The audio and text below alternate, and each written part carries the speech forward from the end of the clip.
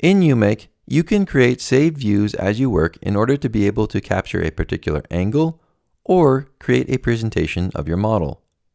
To create a saved view, open up the View Settings panel in the side panel. Alternatively, you can double tap the Orbit button to quickly access the View Settings panel.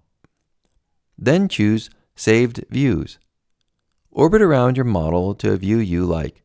Then tap the plus button in the upper right corner of the Saved Views panel. This will create a new saved view.